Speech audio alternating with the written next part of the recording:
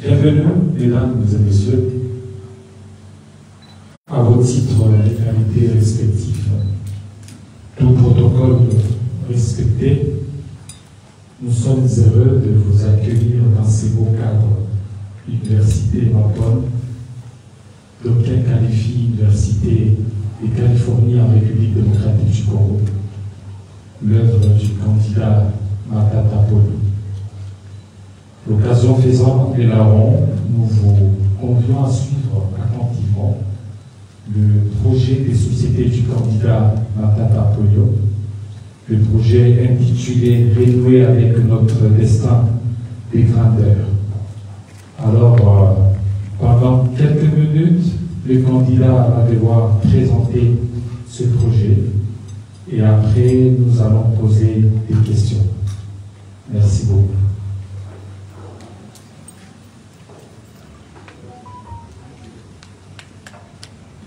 Bonjour à tous. Bonjour.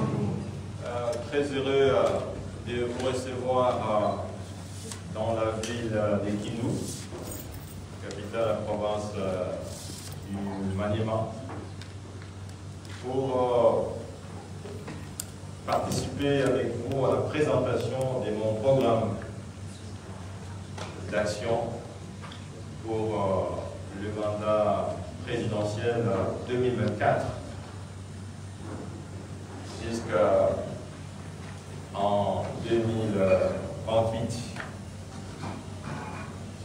En effet, comme vous le savez, je suis candidat déclaré, mais ça va s'officialiser d'ici le mois prochain, parce que le dépôt des candidatures, c'est le mois prochain.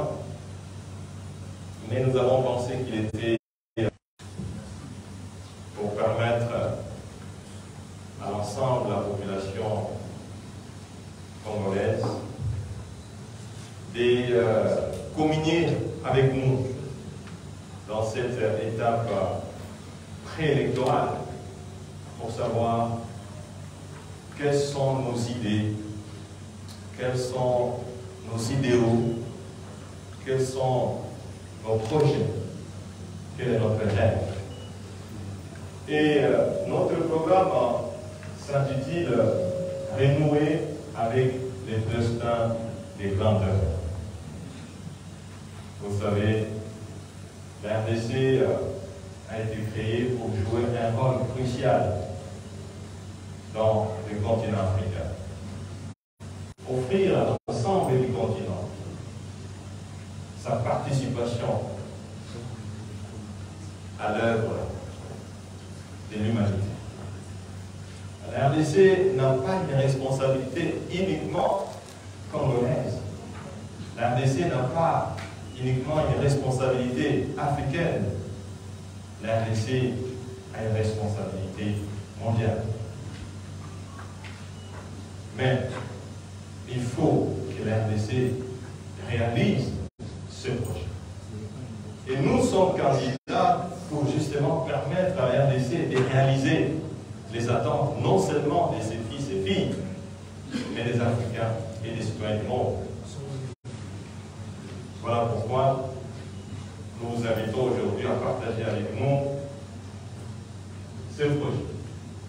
Pour commencer, nous allons vous dire que lorsque la Constitution actuelle a été adoptée, c'était en 2006, il était question de pouvoir bâtir dans ce pays une économie moderne. Un état de droit. C'était ça le rêve de ces projets de constitution devenir une réalité en démocratie. Où en sommes-nous, mesdames et messieurs, monsieur le secrétaire général, monsieur le membre du comité politique, monsieur le cadre de DRGD, distingués invités, mesdames et messieurs de la presse? Où sommes-nous? Nous avons essayé de vous donner une idée de ce qui s'est passé il y a 20 ans. Nous avons fait un petit recul 2003-2022. Est-ce que la RDC a accompli ses vœux? Est-ce que la RDC a réalisé ses rêves? Est-ce que la RDC était sur la trajectoire de sa mission africaine? Regardez, vous avez le taux de croissance économique. On n'a pas atteint les chiffres des 10%. Nous avons des économistes dans la salle. Tout le monde sait qu'il faut un taux de croissance qui dépasse les seuils de 10% pour faire rêver. Les taux d'inflation aussi, c'est un élément clé. Vous avez une idée, nous avons donné, ne fût-ce que pour les 10 années, regardez, chers amis, le taux de croissance le plus élevé, c'était en 2014, 9,5. C'était lorsque nous étions au gouvernement comme Premier ministre. Suivi par le gouvernement Sama Lukonde, 8,9. Suivi encore par nous-mêmes, 8,5. Suivi par Mouzito en 2010, mais nous étions ministres des Finances. Suivi encore par nous-mêmes en 2012, suivi encore par nous-mêmes par 2015. Bref, nous avons été parmi les artisans des taux de croissance les plus élevés au cours de ces 20 dernières années. Si vous regardez le taux d'inflation, qui est aussi un indicateur clé, les 4 meilleurs taux d'inflation étaient réalisés par nous-mêmes, commençant par les taux de moins d'1%, qui est un taux emblématique parce que cela fait des décennies que la RDC n'a pu réaliser un taux d'inflation annuel inférieur à 1%. Aujourd'hui, on le regarde comme un rêve, mais c'est une réalité. Les taux d'échange, nous n'avons pas mis, parce que bon, vous le savez, les taux d'échange mythiques de 900, 920 pendant près de 7 ans. Donc, l'année 2012-2016, où nous avons été aux commandes comme Premier ministre, constitue la période où la RDC a réalisé ses meilleures performances socio-économiques depuis 1960, avec un taux de croissance moyen qui avoisinait les 7,7%, un taux d'inflation aux environs de 2% si on prend la moyenne, et un taux de dépréciation monétaire quasiment nul. Donc, c'est pour vous dire, chers amis, c'est qu'il y a nécessité que la RDC se réveille.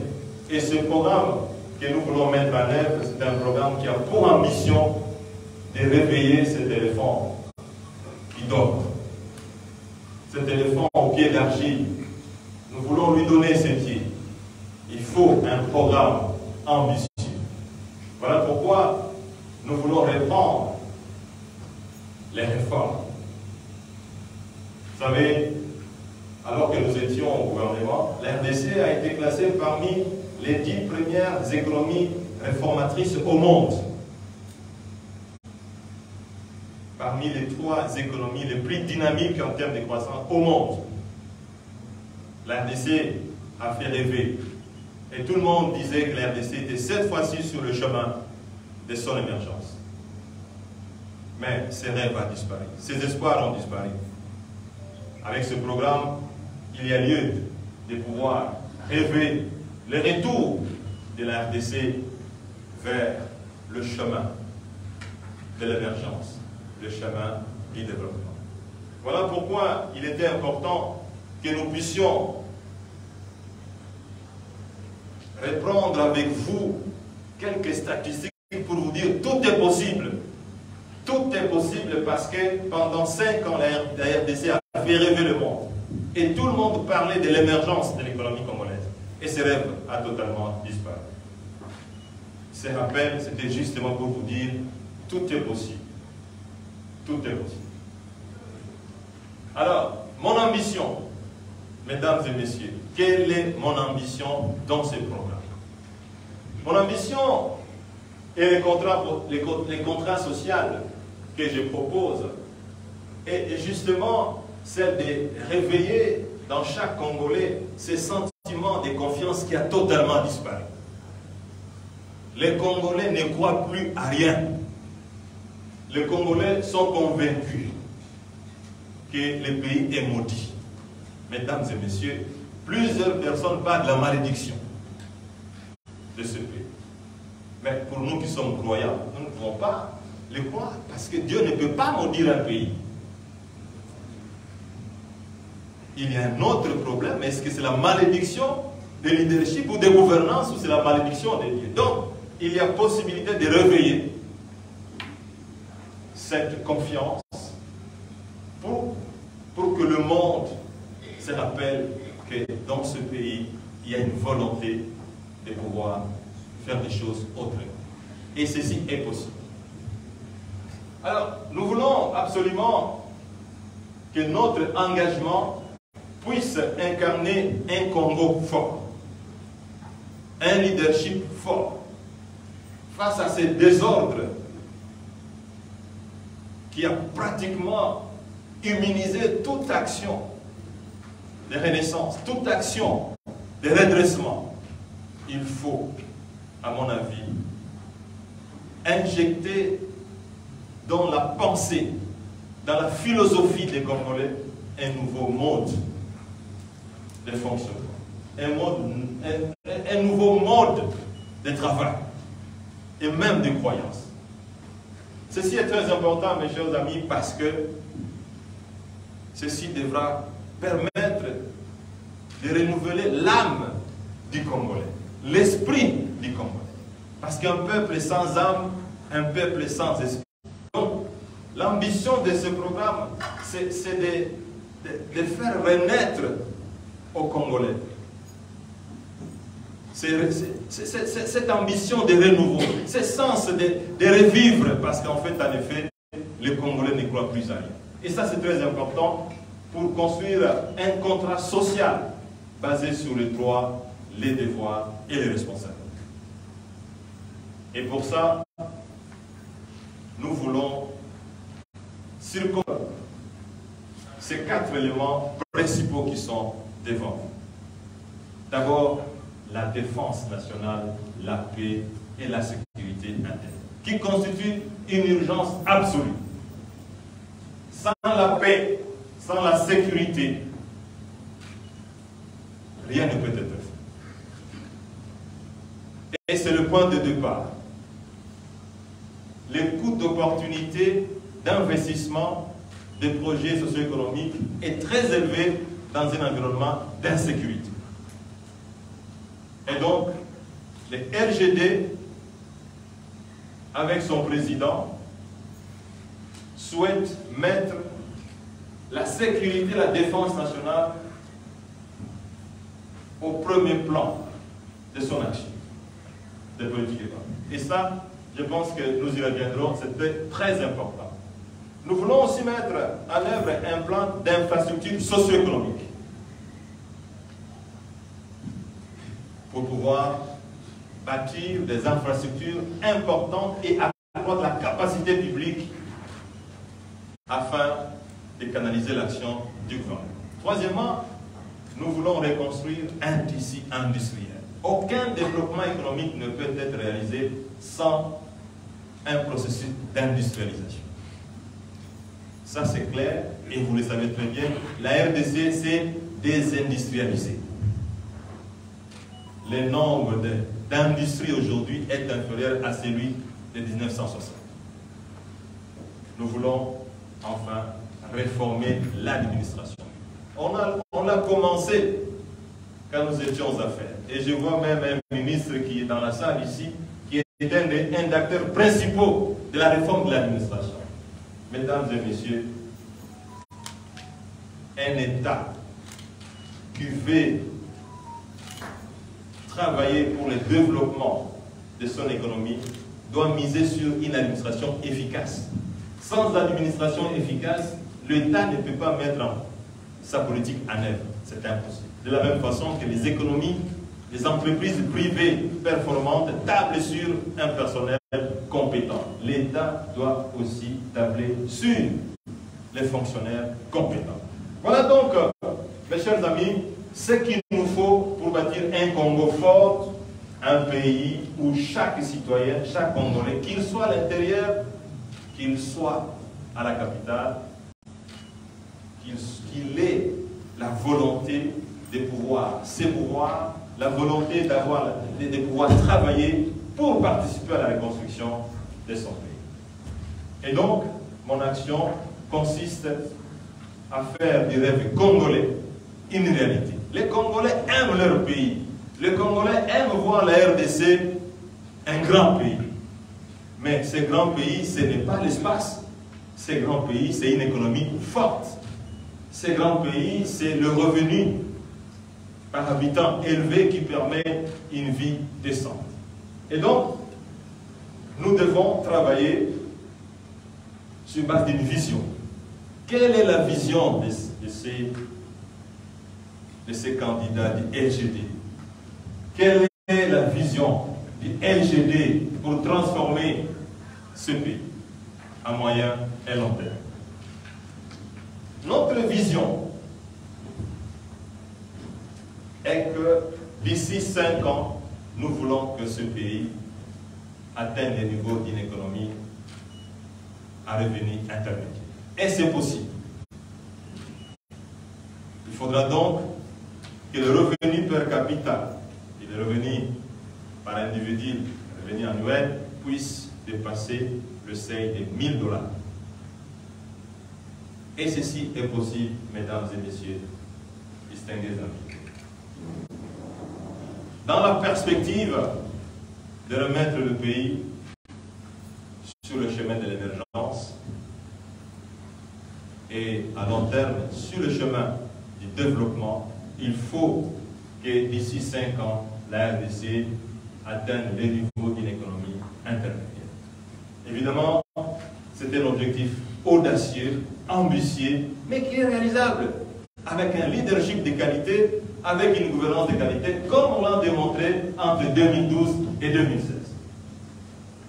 Tout est possible, mais il faut un leadership de qualité, il faut une gouvernance de qualité. Mais il faut aussi des valeurs. Des valeurs. L'histoire des grandes nations, l'histoire des économies émergentes, nous n'allons pas les citer ici. C'est des politiques économiques fondées non seulement sur un leadership de qualité, une gouvernance de qualité, mais aussi sur des valeurs. La rigueur, la discipline, l'excellence, l'ambition, l'engagement, la transparence, la dignité. Les hommes politiques doivent être dignes. Les dirigeants doivent être constants. Et ils doivent être honnêtes. Et ils doivent être engagés. Engagés. Non pas pour eux-mêmes, mais pour l'ensemble de la population. Donc, le programme du LGD, il est fondé non seulement sur une vision, mais sur des valeurs. Nous devons croire que le potentiel de la RDC ne peut pas être transformé dans le désordre, dans la malhonnêteté, dans la fraude, dans la corruption, dans l'immoralité. Ce n'est pas possible. Les grandes nations fondent leur progrès sur des valeurs d'ailleurs universelles. Et donc, nous voulons construire une économie forte, inclusive, où les revenus sont partagés par l'ensemble de la population et non pas par un groupe d'individus. Et pour ça, nous pensons qu'il faut une croissance économique forte. Nous avons pensé, mesdames et messieurs distingués invités, que nous pouvons atteindre un taux de croissance moyen sur le 5 ans de 14,6%. Et cela est possible. Si déjà, en tant que Premier ministre, nous avons, sous le leadership du président de l'époque, réalisé un taux de croissance de 9,5% qui, en arrondissant, nous pouvons dire 10%. Qu'est-ce qui nous empêcherait, lorsque nous serons aux commandes comme président de la République, d'atteindre les taux de croissance moyens de 14,6%, avec des réformes vigoureuses, avec l'amélioration du climat des affaires, avec la possibilité d'accroître les niveaux d'investissement. Quand nous étions aux affaires, on a atteint presque 3 milliards d'investissements directs en une année. Et donc, on peut atteindre facilement ces cibles-là. Et il faut augmenter significativement le PIB, évidemment avec un taux de croissance de 14,6%, nous pouvons atteindre un PIB beaucoup plus élevé, d'ailleurs on le verra. Le budget qu'il nous faut pour les 5 ans, nous pensons qu'avec 90,9 milliards de dollars américains, nous pouvons effectivement financer la croissance. Et cela est possible. Évidemment, nous pourrions atteindre un budget annuel de 18,2 milliards de dollars américains. Ceci dans un environnement d'assainissement où la corruption devra être considérée comme l'ennemi numéro 1. La corruption a tellement tétanisé cette économie congolaise qu'il est pratiquement impossible de voir un développement futur. Et donc, notre combat devra se faire sur un environnement où la corruption ne sera nullement tolérée, et nous voulons créer en moyenne 6 millions d'emplois sur le territoire national sur 5 ans. Et je pense qu'avec le niveau d'investissement que nous escomptons, avec le niveau de croissance économique que nous escomptons, avec donc le niveau des entreprises, et je crois qu'on peut facilement créer ces 6 millions d'emplois. Évidemment, ça, c'est les 6 millions directs, et cela s'en va dire, cela s'entend, et nous avons certainement plus que 6 millions d'emplois créés si on tient compte des emplois indirects. Alors, les priorités stratégiques. Il est, à notre avis, important de pouvoir mettre notre vision dans certaines priorités stratégiques. Et comme nous l'avons dit, la défense nationale, la paix, la sécurité, c'est une urgence absolue. Et nous voulons garantir donc le maximum de sécurité, surtout pour ceux de l'Est du pays. Évidemment, l'insécurité est devenue un phénomène national, et particulièrement pour ceux de l'Est du pays. Et il faut absolument que nous puissions professionnaliser notre armée, professionnaliser notre police, et surtout essayer de mettre un système de sécurité, de renseignement, parce que, comme vous le savez, l'armée et la sécurité se fondent aussi sur un système de renseignement performant. Nous devons accroître les niveaux d'investissement. Priorité numéro 2. Un plan d'urgence infrastructurel pour l'investissement et la croissance. Mesdames et messieurs, distingués invités, lorsqu'on vous parle des taux de croissance de 9,5% entre 2012 et 2016, c'est parce que nous avions mis en œuvre un programme d'investissement qui a permis de relier plusieurs provinces de ce pays. Nous n'étions que Premier ministre. La présidence de la République peut nous permettre de mettre un programme ambitieux qui pourrait cette fois-ci relier l'ensemble du pays avec des routes macadamisées. Et ceci devra permettre de créer un environnement favorable pour l'émergence de cette économie. Et je crois un programme sous forme de X qui permettra de construire des routes partant du Katanga jusqu'à l'Équateur et partant du Congo central jusqu'à la partie province orientale. Et ceci est possible, mesdames et messieurs distingués invités. Le potentiel est tellement énorme que la RDC ne peut pas se permettre de demeurer un trou noir où il n'y a pas d'infrastructure de communication. La priorité numéro 3, c'est de renouer avec le destin industriel. mesdames et messieurs distingués, qui peut croire que le niveau d'industrie qu'il y avait en 1960 est supérieur au niveau d'industrie d'aujourd'hui? Qui peut nous prendre au sérieux? 62 ans après l'indépendance, nous avons un niveau d'industrialisation inférieur à celui de 1960. Or, le développement d'un pays passe absolument par son processus d'industrialisation. Et si nous nous sommes désindustrialisés, c'est que nous nous sommes sous-développés. Voilà pourquoi nous avons pensé qu'il était important que le RGD, avec son candidat, puisse remettre la RDC sur le chemin de l'industrialisation. Et pour ça, il faut stimuler l'innovation, il faut investir dans la technologie et encourager l'entrepreneuriat privé. L'innovation, mesdames et messieurs, distingués invités. L'innovation constitue un élément clé du progrès de l'humanité. La RDC est absente dans ce domaine. Domaine de la technologie. La RDC est absente. Je vous remercie d'être dans cette salle d'une des universités technologiques de la RDC, dans l'arrière-pays. Et nous espérons que cette université pourrait être mise en contribution pour bâtir le destin industriel de ce pays. Quatrième priorité, réformer l'État. Comme nous l'avons dit,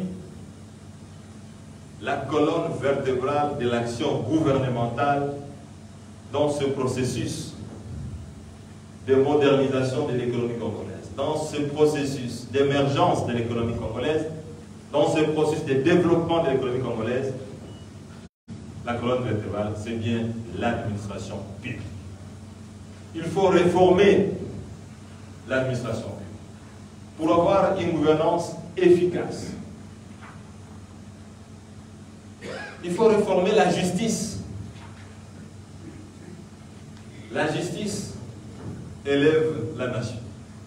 L'absence de justice, comme le chef de l'État l'a dit, détruit la nation. Et donc, l'économie congolaise est en train d'être détruite par l'injustice. Et il faut absolument que nous puissions bâtir la justice qui fait partie d'un des volets importants de l'administration. Voilà, mesdames et messieurs distingués invités, les 4 domaines stratégiques du plan de redressement de l'économie congolaise pour les 5 prochaines années à partir de janvier 2024. Comme vous l'avez vu, c'est un programme ambitieux, un programme porteur d'espoir, mais un programme réaliste. Et là, nous pensons qu'il faut absolument un engagement pour la paix et la sécurité, comme nous l'avons dit. Et nous voudrions donc faire passer les dépenses sécuritaires de 6 à 15% du budget national. Donc, nous voulons pratiquement plus que doubler le budget des dépenses sécuritaires. Et nous voulons aussi tripler les ratios nombre de militaires pour 1000 habitants, actuellement situés à 1,5. Vous le savez, mesdames et messieurs distingués invités, il y a des espaces entiers de la RDC où il est pratiquement impossible de trouver un militaire et encore moins un policier. Ceci n'est pas acceptable et voilà pourquoi nous tenons absolument à tripler ces ratios.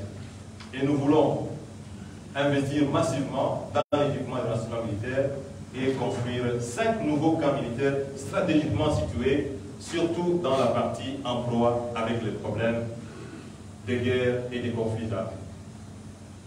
Et nous voudrions particulièrement dans l'Est aussi, là où il y a l'insécurité,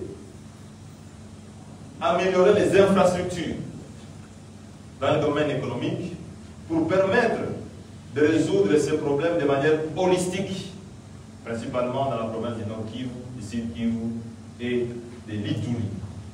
Parce qu'avec une certaine viabilisation des infrastructures, avec la création des zones économiques spéciales, des Moussienene, ainsi que le lancement du mini-parc de la Louisiane, nous pensons que ces volets socio-économiques peuvent contribuer au rétablissement de la paix et de la sécurité.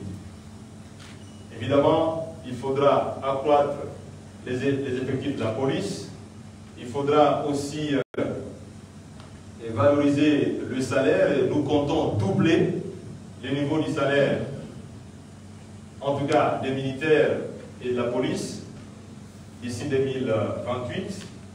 Et nous voulons un investissement important dans le domaine notamment de la formation.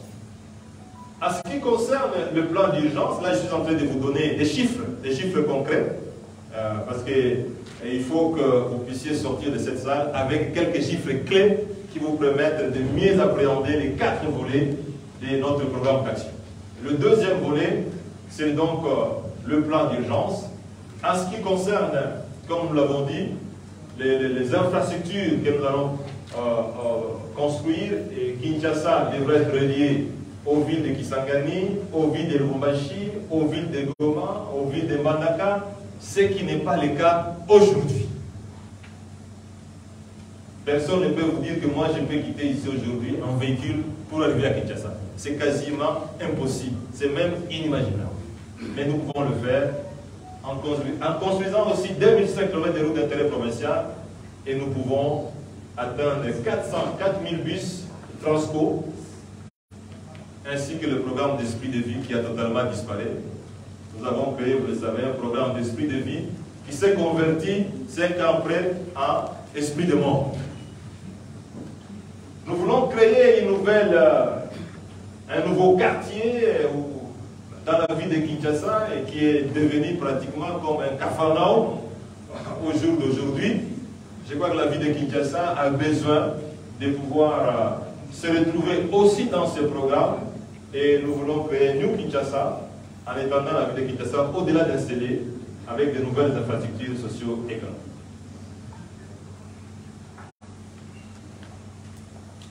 Nous voulons aussi construire 5 aéroports internationaux.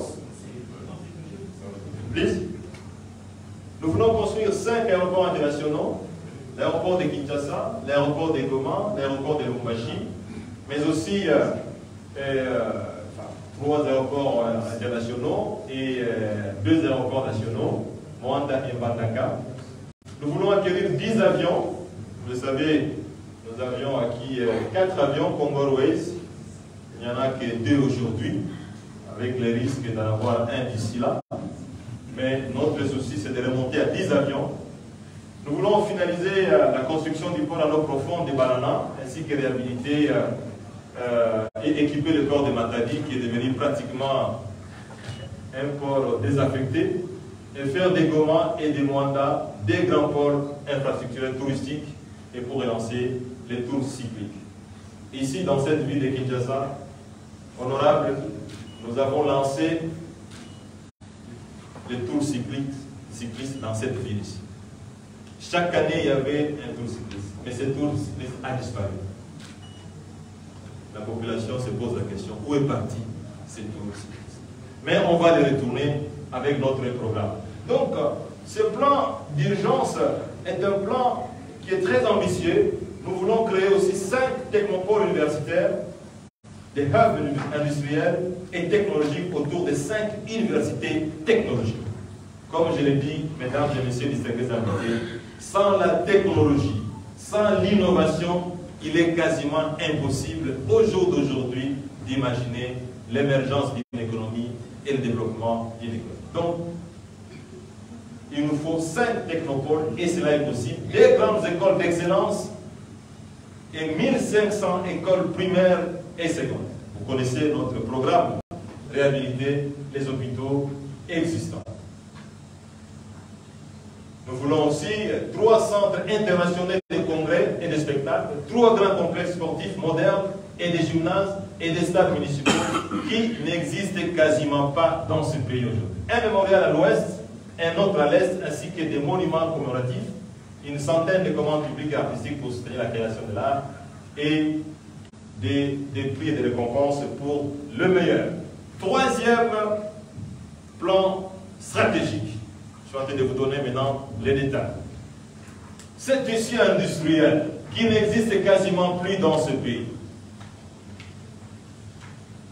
il doit être renouvelé. Nous voulons déployer 3 mini-parcs agro-industriels et la création et la viabilisation de cette zone franche pour les risques. Construire 1000 km de routes agricoles, l'achèvement de 12 projets hydroélectriques clés et lancement de premiers travaux de génie civil pour les 2 grands projets hydroélectriques unificateurs du Grand Inga, dans sa première phase de Inga 3 ainsi que de Tchopodé. Mesdames et messieurs distingués invités, lorsque nous étions à la primature comme Premier ministre, Inga 3 devait se terminer avant fin décembre 2016. Nous avions déjà lancé le processus. Lorsque nous sommes partis, Inga 3 n'est jamais né. Aujourd'hui, Inga 3 constitue toujours un rêve. Nous comptons, lors du prochain mandat, mettre en œuvre Inga 3 et Tchopodé. Et donc, le programme d'industrialisation de la RDC devra passer absolument par la restauration de la capacité d'énergie électrique dans ce pays. On ne peut pas industrialiser un pays sans énergie électrique. Ceci est quasiment impossible. Et vous le savez, la RDC a une capacité inouïe dans le domaine de l'hydraulique. Le 4e volet stratégique, nous l'avions dit, c'est l'engagement pour réformer l'État. Quelles sont les actions que nous voulons lancer? D'abord, la réalisation du 2e recensement général de la population et de l'habitat. Si nous voulons faire un programme économique sérieux, nous devons connaître le nombre de la population. Jusqu'aujourd'hui, il est impossible qu'un officiel vous donne les chiffres exacts des Congolais dans ce pays. Ça n'existe pas. Nous voulons aussi mettre en œuvre un plan de digitalisation qui permet de créer des bases de données intégrées des différents secteurs de l'administration. La police, les impôts, les affaires foncières, les transports, l'habitat. Tout ça, ça n'existe pas. Nous voulons l'opérationnalisation de la Caisse nationale de péréquation qui a été créée, mais qui fonctionne qu'à mais nous voulons rendre cette caisse opérationnelle. L'introduction des contrats d'objectifs et de performance pour les membres du gouvernement. Mesdames et messieurs distingués, quand nous étions à la primature, nous avons coté les ministres. Et les ministres étaient très engagés. Il y a un ministre dans la salle ici. On a coté les ministres. Mesdames et messieurs distingués. Et les ministres étaient très engagés. Il n'y en a pas un, il y a même notre secrétaire général du parti, M. Franklin Djamala, qui était aussi coté. Je crois, si nous voulons que cet État redevienne un État normal, il faut qu'il y ait aussi des contrats d'objectifs. Nous voulons poursuivre et accélérer l'exécution de feuilles de route de Doing Business. La RDC est cotée parmi le pays où le climat des affaires est le plus dégoûtant. Comment peut-on faire les affaires dans un pays où le climat des affaires n'est pas favorable? Et donc, nous devons le faire, mais il faut, comme nous l'avons dit, que l'administration publique devienne efficace. Il faut que le train de vie des institutions politiques soit réduit. Nous sommes dans un pays où, pour le moment, le meilleur secteur de production, c'est le secteur politique. C'est le secteur le plus rentable dans le pays. Ce qui est à l'opposé de ce qui est considéré dans le monde entier. Pour que vous deveniez millionnaire dans ce pays, il faut aller en politique. Et le monde se vide pratiquement de tous les acteurs de production. Les opérateurs économiques doivent venir de députés. Les chanteurs doivent devenir le ministre. Les hommes de théâtre doivent devenir des sénateurs. Les jeunes étudiants qui terminent l'université doivent aussi devenir des conseillers. Mais et qui va produire? Qui va produire? Si tout le secteur de production se vide au profit du secteur politique, c'est qu'en définitive, il n'y aura plus de production. Et donc, il nous faut réduire les trains de vie et créer certaines institutions capables de garantir la liberté d'expression ainsi que la capacité d'œuvrer dans le secteur privé. Et pour ça, il nous faut une meilleure mobilisation de recettes publiques. Et nous allons travailler sur la création des caisses enregistreuses, l'extension de l'ACET, de l'IPR et de l'IBP, et évidemment mettre fin au système d'exonération exagéré qui plombe pratiquement toute politique de mobilisation efficace des recettes dans ce pays. La mise en place des mécanismes incitatifs pour orienter les fonds industriels, la récapitalisation de la Banque centrale et une gestion orthodoxe des finances publiques qui n'existe quasiment pas aujourd'hui, vous le savez. Les finances publiques qui sont gérées de manière catastrophique, de manière calamiteuse. On se pose la question si réellement il y a encore une politique de gestion des finances publiques dans ce pays. On alimente les déséquilibres. On le finance par la planche à billets, les taux d'échange s'emballent et on prend 150 millions dans les trésors publics pour jeter par la fenêtre afin d'éteindre le fait qu'on a allumé soi-même. Qui peut le croire, mesdames et messieurs les Sénégalais? Quand il faut moins de 100 millions de dollars pour acquérir 4 avions pour Congolais, l'État dépense 150 millions de dollars pour éteindre le feu qu'il a allumé lui-même. Et donc, nous devons absolument réformer l'État pour permettre à l'État de créer des conditions de rémunération qui sont favorables à la fois pour tout le monde, non seulement aux hommes politiques, mais aux enseignants, aux fonctionnaires de l'État, aux médecins, aux infirmiers, parce qu'aujourd'hui on a l'impression que ce n'est qu'en politique où le salaire est le plus attrayant. Malheureusement, c'est le secteur où on ne produit pratiquement pas, parce que la mission de l'État, c'est de créer des conditions favorables à l'épanouissement de l'économie nationale. Et donc, voilà les différentes actions que nous voulons créer, nous voulons mettre en œuvre en vue de pouvoir permettre à l'État d'avoir l'efficacité nécessaire afin de créer des conditions de mise en route des programmes du secteur public. En conclusion, mesdames et messieurs distingués invités, nous voudrons juste vous donner ces cadrages pour tout ce que nous venons de vous dire ici. Il se retrouve résumé dans ces cadrages macroéconomiques 2024-2020.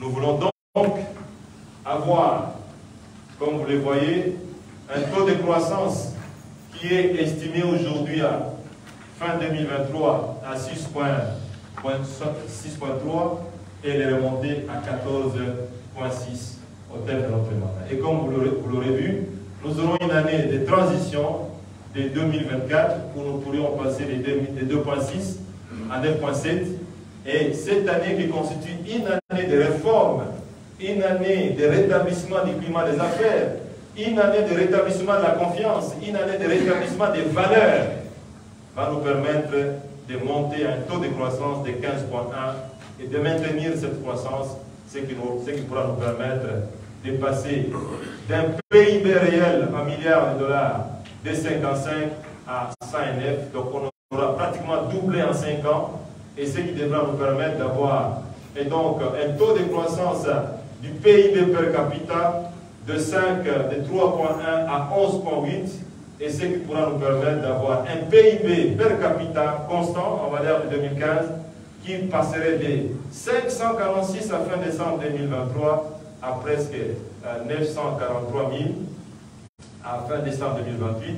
Mais en termes de PIB, nous pourrions atteindre les 1036, comme je vous l'ai dit, donc nous pourrions déjà passer, nous pourrons rentrer dans la famille des économies intermédiaires parce que le Congolais aura doublé au cours de son mandat et presque son revenu nominal, son revenu national brut, qui passerait à ce moment-là de 589, presque environ 600, à 1036. Et la pression fiscale, qui est quand même un indicateur clé qui montre que l'économie va pouvoir s'améliorer en termes de mobilisation des ressources. Donc, nous pourrions passer évidemment à cette pression, les taux de pression fiscale ici, bon, nous l'avons pris comme un indicateur provisoire. Il n'est pas certain qu'il va se réaliser, il n'est pas certain qu'il va se réaliser, mais nous pourrions monter, nous, en 2028, à une pression fiscale réelle de 20,1%. Et donc, les recettes publiques courantes, pour montrer notre effort de mobilisation, pourront donc monter en flèche pour atteindre des niveaux supérieurs, parce qu'en réalité, ces niveaux de recettes vont de pair avec les niveaux de pression fiscale. Donc, et tout ça avec un taux de croissance qui est démographique, qui est estimé à 3% en moyenne.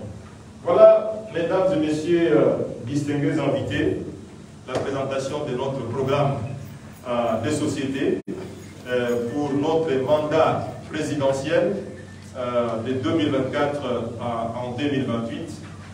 En résumé, notre programme se fonde sur un leadership fort, un leadership de qualité, une gouvernance de qualité qui vise à sécuriser davantage le pays, parce que sans sécurité, sans la paix, il est quasiment impossible d'espérer le développement de ce pays. Notre programme vise à pouvoir garantir la construction des infrastructures capables de remettre l'économie sur un chemin de croissance. Notre programme vise à pouvoir industrialiser la République démocratique du Congo. Notre programme vise enfin à pouvoir rebâtir un État capable de soutenir effectivement ces niveaux d'investissement, ces niveaux de croissance, ces niveaux de paix et de sécurité. Je vous remercie.